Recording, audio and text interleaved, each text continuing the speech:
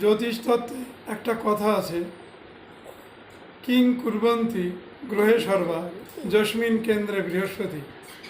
বৃহস্পতি যদি কেন্দ্রে থাকে তাহলে সেই জাতকের অন্য কোনো গ্রহ কোনো ক্ষতি করতে পারে না।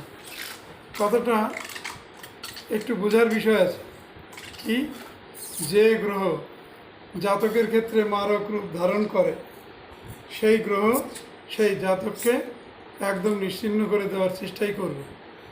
কিন্তু বৃহস্পতি যদি পক্ষে থাকে তাহলে সেই জাতকের যে যে কর্মানুষ্ঠান দ্বারা মঙ্গল হয় সেই কর্মানুষ্ঠান করিয়ে জাতককে মঙ্গলের পথের দিকেই টেনে আনবে। সুতরাং বৃহস্পতির ক্ষেত্র যদি লাল কিংবা গোলাপি আভাযুক্ত হয় এবং সুউচ্চ হয় তাহলে সেই ব্যক্তি জীবনে কখনোই অশুভের সামনাসামনি হয় না, অর্থাৎ ধন ধান্য সুখ ঐশ্বর্য সব কিছুই তার পরিপূর্ণতা লাভ করে।